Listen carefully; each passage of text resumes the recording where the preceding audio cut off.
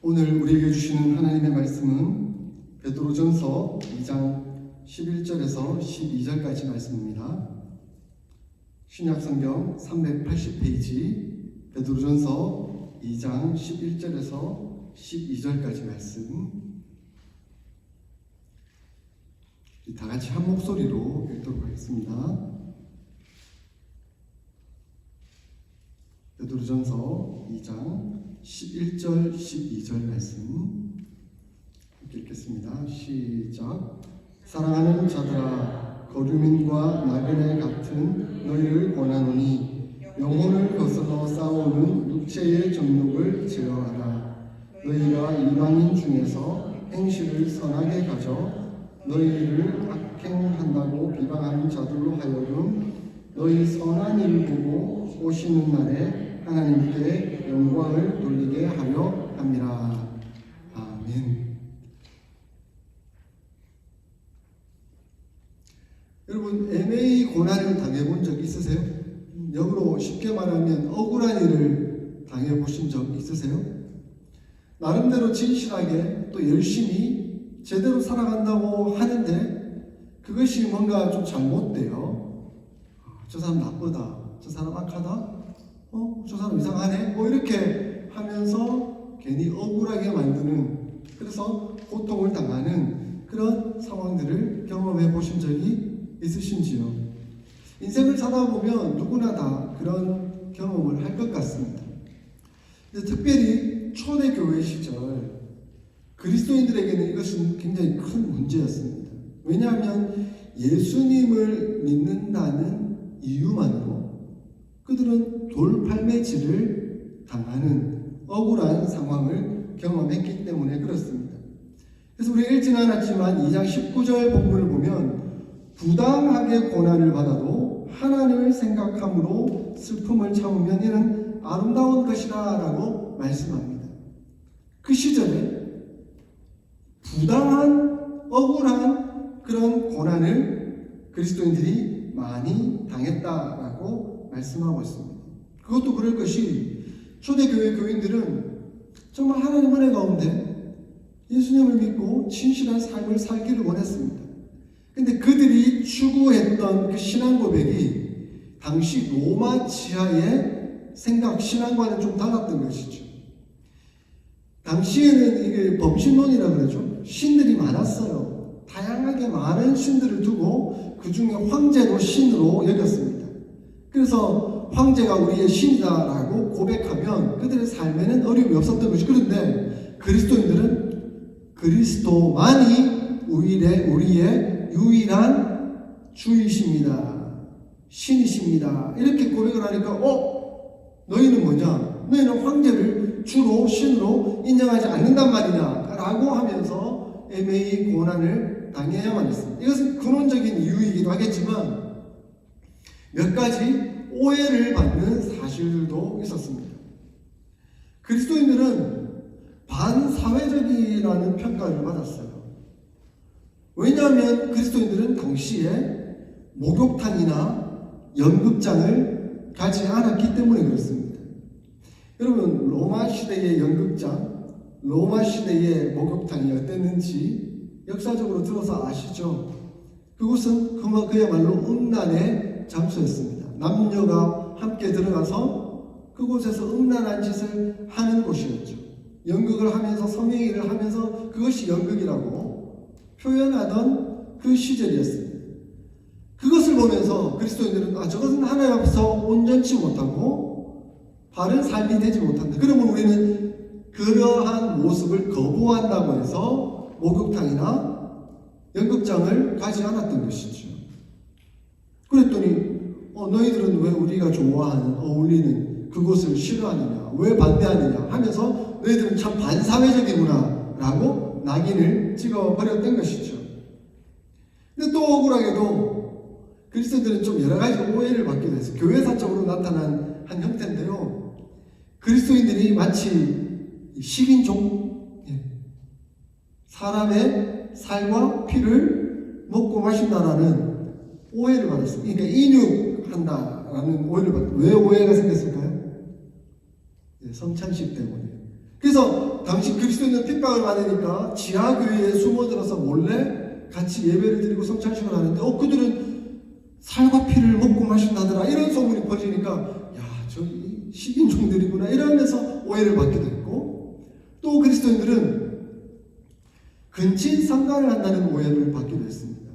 왜냐하면 교회 안에서 함께 모여서 서로 형제요 자매라고 불렀습니다. 그런데 서로 결혼을 하더라고. 형제와 자매가 결혼을 하네 이렇게 오해를 받기도 했던 것이죠. 문화의 차이였던 것인데, 그러한 오해 때문에 애매히 고난을 당하고 심지어 부당하게 돌팔매질을 당하면서 고통받는 사람들이 초대교회의 그리스도인들이었습니다. 그래서 베드로는 그 초대교회 교인들에게 위로하고 힘을 주기 위해서 이 베드로 서신을 쓰고 있는 것입니다.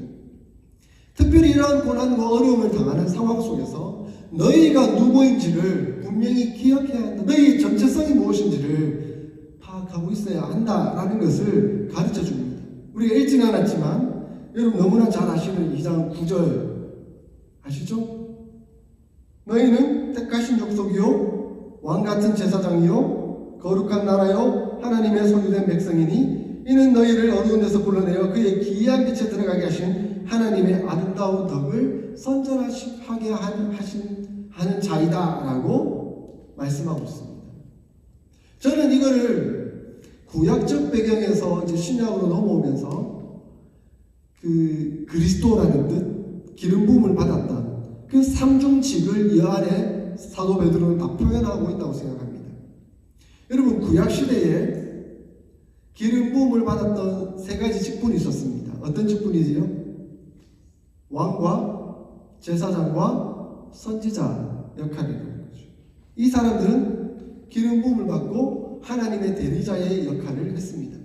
왕은 자기가 주권을 갖는 것이 아니라 하나님을 대신해서 하나님께 모든 주권이 있습니다라고 인정하며 고백하며 그 백성들을 다스리는 역할을 했던 사람이 왕입니다.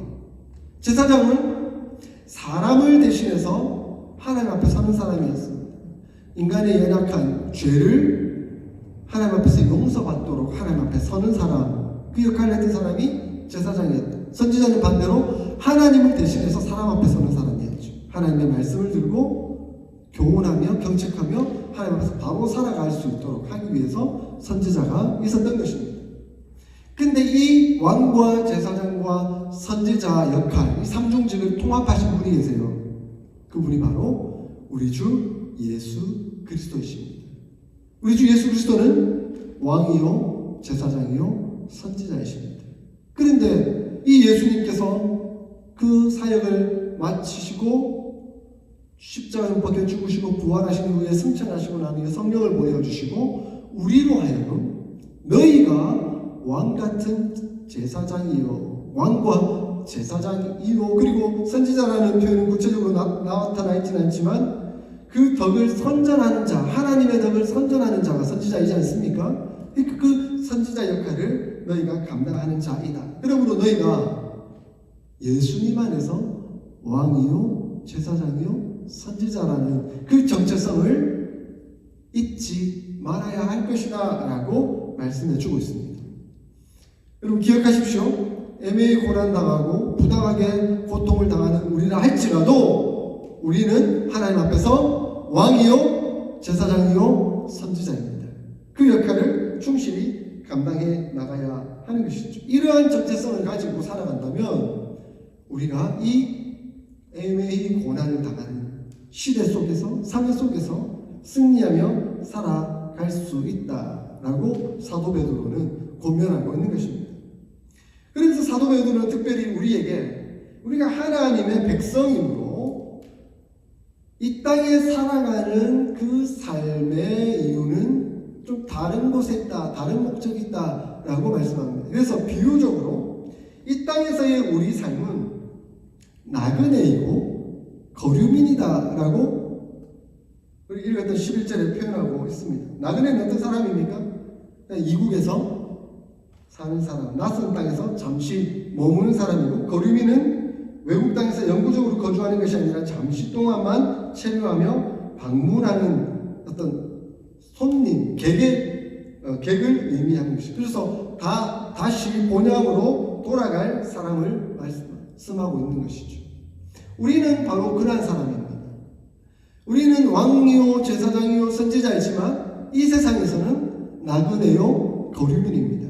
이러한 정체성을 늘 기억해야 합니다. 우리의 시민권은 하늘나라에 있고 하나님의 소유된 백성이라는 것을 늘 잊지 말아야 한다는 것입니다. 그래서 이 땅 가운데 살아간다 하더라도 이 땅의 문화와 이 땅의 가치관과 이 땅의 삶의 방식대로 살아가는 것이 아니라 하나님의 백성답게 하나님의 자녀답게 살아가야 하는 것이 너희의 본연의 모습이다라고 말씀하고 있습니다. 우리는 이러한 은혜의 삶을 살아가야 하는 것이죠. 그런데 자칫 잘못하면 이 나그네와 거류민이라는 이 표현 속에서 우리가 받기 쉬운 유혹들이 있습니다. 어떤 유혹이냐면 바로 육체의 정욕에 빠질 위험이 있다는 것입니다. 아니 어차피 이 세상 살아가는데 잠시 왔다 가고 그리고 내가 곧 떠나고 말 건데 이곳에서 무슨 일이 있든 그게 내게 무슨 상관이야 라고 생각하기 쉽다는 것이죠. 그리고 뭐 하나님은 하늘나라에 계시고 뭐 나를 지켜보시긴 하지만 나의 어떤 행위 뭐 이런 것들 그냥 좀 봐주시겠지? 뭐 이 세상이니까 이 세상이 워낙 험하고 힘든 거니까 그렇게 쉽게 생각하는 경향이 있을 수 있다는, 그래서 대충 살아가려는 마음이 생길 수도 있다는 것입니다. 이것을 주의해야 된다라고 사도 베드로는 우리에게 권면합니다. 실제로 여러분 이름만 들어도 알만한 수많은 찬양곡을 지었던 유명한 찬양사역자가 있었습니다. 이 찬양사역자가 동남아 쪽으로 공연을 많이 다녔어요. 그래서 그곳에서 찬양하고 하나님 영광을 돌리고 높여드리는 그 찬양을 동남아에서도 부흥 집회를 많이 했던 것이죠. 근데 이 사람이 그 동남아를 다녀왔는데 나중에 성병에 걸린 거예요. 그래서 그곳에서 그 동남아의 술집에 드나들었고 창녀촌에 드나들었고 그곳에 여인과 접촉이 있었다는 것이 밝혀지게 된 거예요. 너무 쉽게 생각했던 것이죠. 한국 같으면 자기가 알려져 있잖아요. 찬양사역자로. 그래서 한국에 사니까 사람들이 다 알아보기도 하고 한국에도 크리스천들이 많으니까 조심해야 되고 여기서는 경건하고 거룩한 모습을 보였는데 동남아를 가니까 자기를 아는 사람이 아무도 없어. 다 외국인들이고. 근데 잠시 왔다 가는데 여기서 무슨 짓을 한들 뭐 기억이나 하겠어? 다 모르겠지? 잊혀져 버리겠지? 라고 생각하고 마음껏 했던 거예요. 그래서 그곳에서 엄한 짓을 했던 것입니다. 거기서 성병이 걸리니까 치료를 안 받을 수 없어요. 그래서 한국에 와서 병원에 갈 수밖에. 이거는 하나님의 징계라고 볼 수 있겠죠. 네? 자기는 계산해서 거류민으로 동남아 지역에 날 알아보는 사람도 없고 그냥 잠시 왔다 가니까 거기서 좀 일탈을 하더라도 별 문제 없겠지 생각하고 한 행동이었지만 그것이 하나님의 이름을 욕되게 하고 그리스도인들이 얼마나 어리석은지 하는 모습을 보여주는 안타까운 사건이 되고 만 것이죠. 그러므로 우리는 이 땅 가운데 거류민으로 나그네로 살고 있지만 하나님을 생각하고 본향을 생각하며 살아가야 합니다. 한순간도 잊지 않고 하나님 앞에서 살아가야 되는 것이죠. 제가 졸업한 학교가 고려신학대학원이죠. 우리 학교 교문이 코람데오예요. 코람데오. 한번 따라해볼까요? 코람데오라는 뜻이 라틴어로 하나님 앞에서라는 뜻입니다. 한순간도 매 순간 놓치지 말고 우리가 하나님 앞에서 살고 있다는 것 잊지 말아야 한다는 것을 가르치고 있는 것이죠. 우리는 하나님 앞에서 살고 있다 하는 것을 생각하며 우리의 육체의 정욕을 제어해야만 합니다. 육체의 정욕이 뭡니까? 육체의 정욕은 인간의 본성을 말하는 것이죠. 죄된 본성. 그러니까 구속받지 못한 인간이 그 죄의 본능에 따라서 행동하는 것이고 그 죄의 본능에 따라 행동함으로 서로에게 영향을 끼치는 매개체와 같은 것인 거예요. 그래서 갈라디아서 5장 19절부터 21절까지를 보면 이 육체의 정욕이 뭔가, 육체의 행실이 뭔가 하는 것을 분명하게 말씀해 줍니다.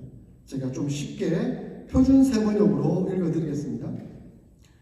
육체의 행실은 분명합니다. 곧 음행과 더러움과 방탕과 우상숭배와 마술과 원수매증과 다툼과 시기와 분노와 이기심과 분열과 분파와 질투와 술취함과 흥청거리는 연애와 또한 이와 비슷한 것들입니다. 라고 설명해 주고 있습니다. 이러한 것들이 바로 육체의 정욕으로 우리를 유혹하고 우리로 하여금 세상 가운데서 죄악에 빠지도록 만들고 있습니다. 여러분, 우리는 쉽게 생각할 수 있어요. 나는 음행하지 않는데요. 나는 더러움에 빠져 있지는 않는데요. 우상숭배하지 않는데요. 저는 마술도 안 하는데요. 원수 맺은 사람도 없는 것 같고. 그런데 이제 슬슬 사도 바울이 말씀한 바 다투기는 하는 것 같고, 좀 시기하고 질투하기도 하고, 좀 분노하기도 하고, 이기심을 부리는 것 같기도 하고, 분열과 분파와 질투가 나타나는 것 같기도 하고, 이러니까 하나하나 이제 적용되는 것 같아요. 우리가 너무 쉽게 생각해요. 하나님, 저는 좀 그래도 낫지 않습니까? 적어도 우상숭배는 안 하고요, 음행하는 짓은 안 하거든요. 그런데 하나하나 걸고 넘어지면 교만하고 사람과 다투고 시기하고 질투하고 우리 연약한 모습들이 그대로 드러나고 있다는 거예요. 그러므로 우리는 이것을 경계해야 합니다. 이런 일을 하는 사람들은 하나님의 나라를 유혹으로 얻지 못할 것입니다. 라고 사도 바울은 경고하고 있습니다. 이러한 것들은 세상 풍속을 우리가 그대로 따르게 만들고 하나님을 거스르게 만들어서 우리의 영혼이 거룩하지 못하도록 파괴되도록 만드는데 앞장서고 있다는 것입니다. 이러한 육체의 정욕은 우리의 삶에 아주 심각한 해악을 끼치게 됩니다. 바로 영혼을 거스르게 되는 것이죠. 영혼에 상처를 입니다. 그래서 성령의 지배를 받지 못하도록, 그래서 성령께 자꾸 불순종해서 성령의 불을 꺼뜨리도록 그렇게 만드는 것이죠. 그래서 하나님을 의지하지 못하도록, 또 하나님에 대해서 점점 무감각해지도록, 하나님을 인식하지 못하도록 만드는 겁니다. 뿐만 아니라 우리의 관계를 거스릅니다. 관계에 상처를 냅니다. 거짓과 술수로 상대를 대하도록 만들고 겉과 속이 달라지도록 만들어서 위선적인 삶을 살도록 만듭니다. 그리고 결국 들켜가지고 아이고 저 인간 상종 못할 인간이다 라고 표현하면서 서로를 적대하고 미워하도록 만들어버리는 것이죠. 또한 복음의 장애물이 됩니다. 너희를 악하다고 비방하는 자들에게 빈미를 제공하지 말아라고 했는데, 제가 아까 얘기했잖아요. 그 찬양 사역자 그런 사건 하나 벌어지고 나니까 이 그리스도인들 말로만 거룩하다고 말하면서 뒤로는 다 호각식 가고 있네, 이렇게 비난거리가 되고 복음이 가로막히게 되고 하나님의 이름이 영광을 받지 못하도록 하는 안타까운 결과가 나타나게 되는 것이죠. 그러면 사도 베드로는 너희가 어떠한 존재인지를 한시도 잊지 말고 이 육체의 욕망, 욕심을 이겨내라 라고 말씀합니다. 근데 여기서 재밌는 표현을 사도 바울이 쓰고 있는 것 같아요. 12절 한번 볼까요? 12절 앞부분에 보니까 너희가 이방인 중에서 라고 말씀합니다. 아니 11절에서는 너희가 나그네요 거류민이라 했는데 12절에 와서는 이제는 너희가 이방인이 아니고 너희가 이방인 중에 거하는 사람이다 라는 표현을 쓰고 있다는 거예요. 약간 이중적인 의미가 이 안에 담겨져 있는 것 같습니다.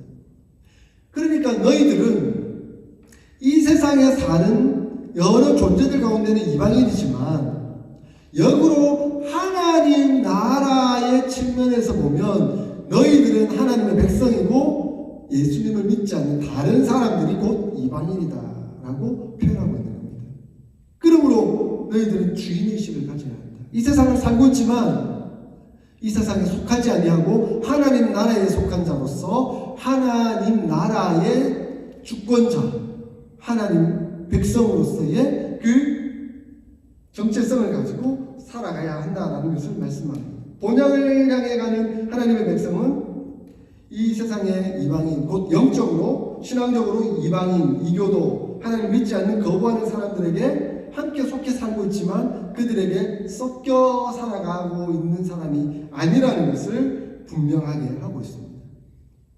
그러므로 우리는 거류민이요 나그네지만 이방인과는 다르다는 것을 또한 기억하며 명심해야 합니다. 그러므로 우리의 정체성 속에서는 우리의 삶을 통해서 하나님의 영광이 드러나야 되고 하나님의 은혜가 드러나는 그 삶을 살아가야 하는 것이죠.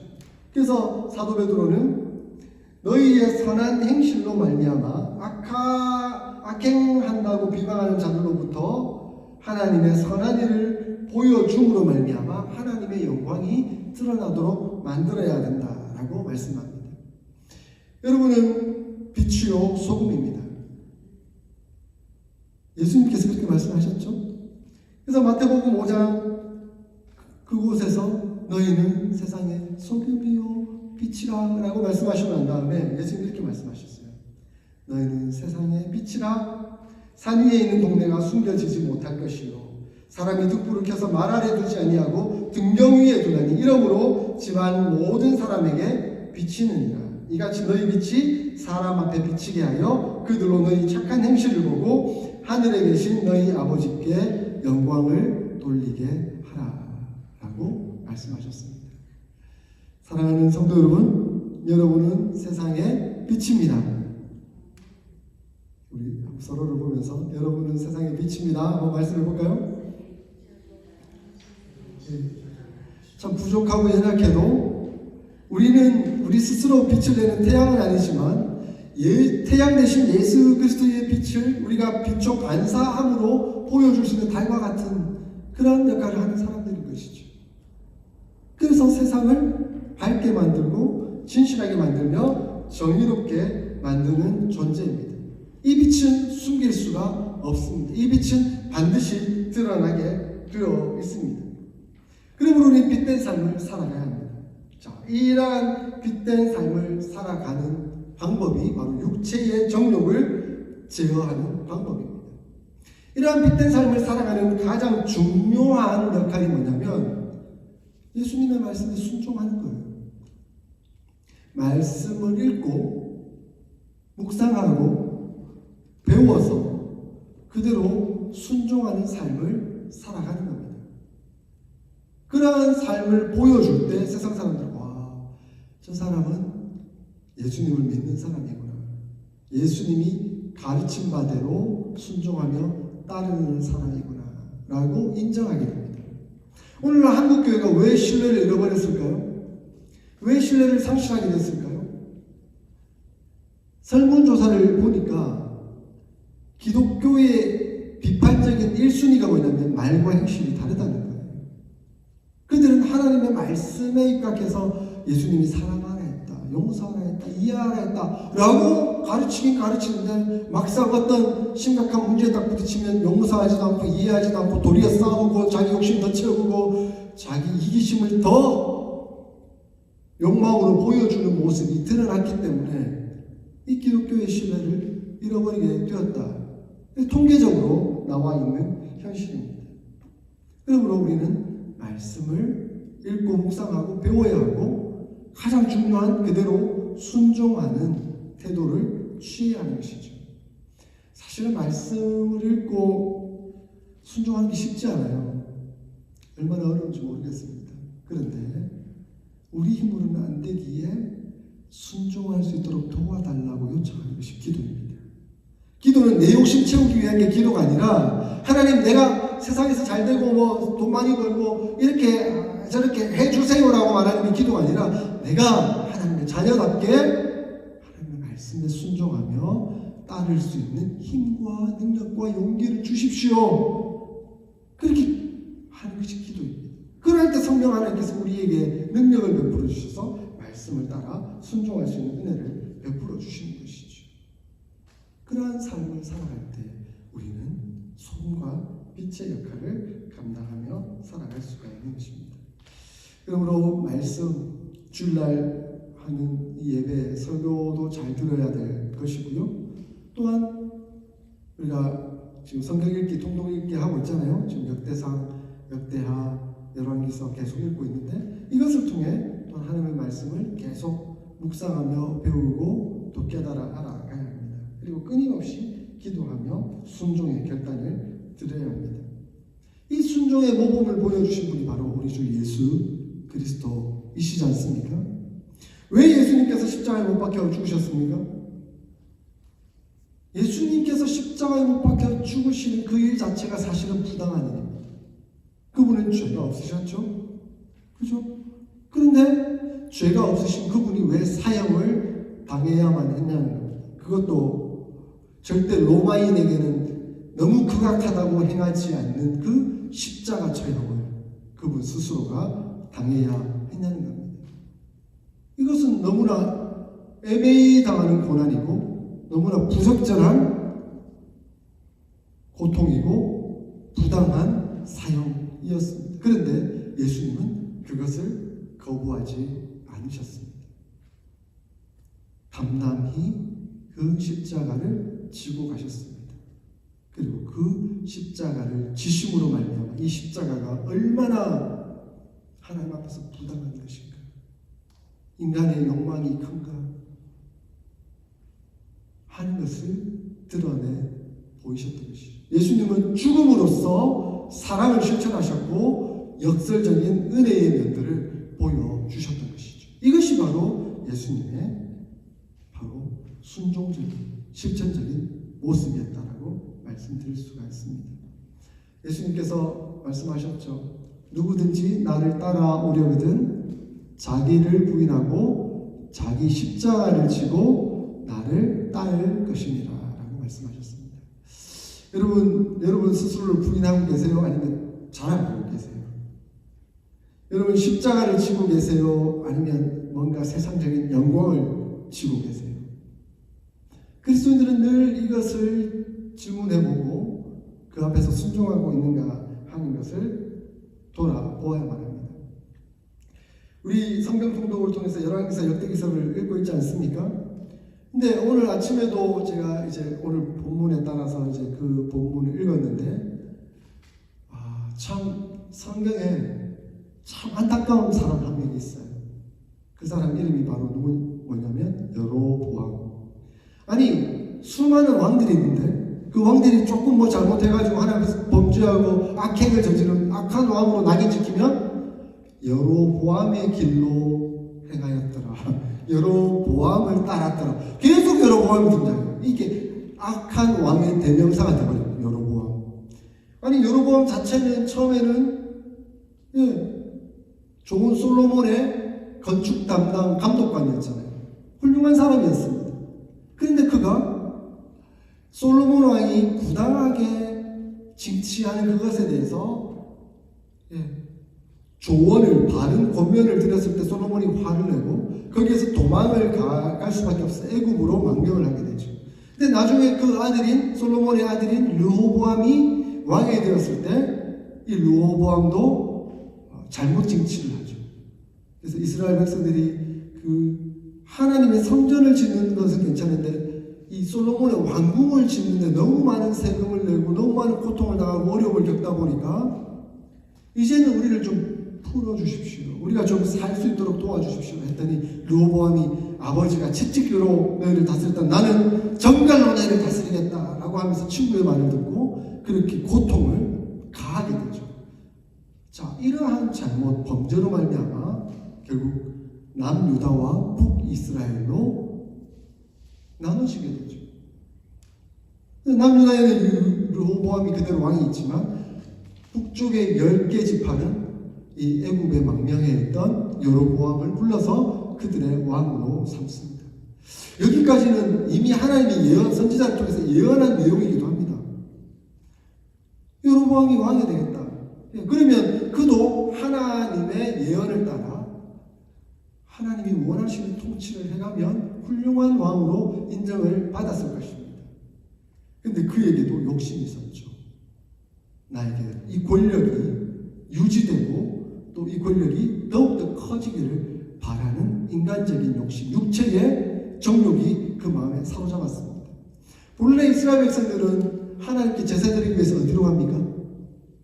예루살렘 성으로 가는 거죠. 그곳에서 제사를 지내는 거죠. 그런데 이스라엘 백성들이 자꾸 예루살렘 가는 거 보니까 야, 저기서 유다의 영향을 받고 나를 대적하지는 않을까 하는 두려움이 생기는 거죠.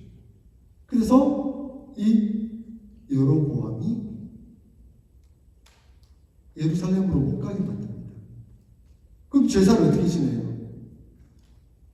그럼 제사 드릴 방법을 내가 만들어 줄게 하고는 베들과 단에다가 금송아지를 지어놓고 그리고 레위인들은 다 자르고 자기 마음에 맞는 사제들을 세워다가 제사를 지내게 하고 자, 내가 성전을 만들었으니 이곳에 다 모여서 제사를 드려라 라고 만들어버립니다. 이것이 우상 숭배가 되었고 하나님께서 가장 싫어하는 범죄가 되고 만 것이죠. 그가 무엇을 잘못했습니까? 어떤 생각을 했습니까?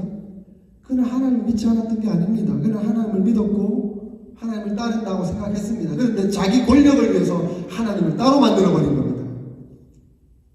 자기 마음대로 한 것이죠. 육체의 정욕을 위해서. 이토록 육체의 정욕은 무서운 겁니다. 처음에는 작아 보일 수 있지만 그 육체의 정욕에 하나하나 넣어주다 보면 나중에 아주 큰일이 되어버리고 맙니다. 여러분, 댐이 큰 강둑이 무너지는 건 자그마한 한 구멍입니다. 처음 그 구멍이 생겼을 때 물이 쫄쫄쫄쫄 새나오지만 그걸 빨리 수리하지 않으면 막지 않으면 구멍이 점점 커져서 댐 그 뚝 전체를 완전히 무너뜨려 버리고 말지 않습니까? 그와 마찬가지로 우리 육체의 정욕에 사탄은 하나하나 자그마한 거 유혹을 하고 뭐 이것쯤이야 라고 순종하고 그 유혹을 따르며 살아가는 그 삶을 통해서 우리의 이 마음의 구멍이 점점 커져서 나중에는 완전히 무너져 버리도록 만드는 것입니다. 사랑하는 성도 여러분, 우리 마음의 구멍을 오늘 한번 돌아볼 수 있는 기회가 되었으면 좋겠습니다. 육체의 욕망, 육체의 소욕, 어떤 구멍이 내 마음에 만들어져 있습니까?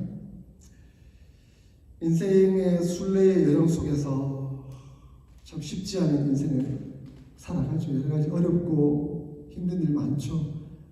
그 가운데 특별히 억울한 일, 정말 부당한 고통 만나면 도무지 참을 수 없는 분노가 일어납니다. 근데 그때 여러분은 어떻게 살아가고 있습니까? 사탄은 그 분노의 순간 여러분의 마음에 구멍을 내고 그 구멍이 더 커지도록 만들어 갈 것입니다. 그것을 방치하지 아니하고 말씀에 순종하여 은혜로 살아갈 수 있는 저와 여러분이 될 수 있기를 소원합니다.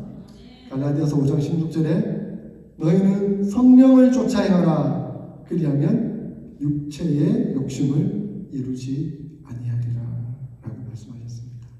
성령을 쫓아 행함으로 말씀을 이루고 빛과 소금의 역할을 온전히 감당하며 육체의 정욕을 이겨나가는 저와 여러분들이 다 될 수 있기를 주의 이름으로 축원드립니다. 아멘.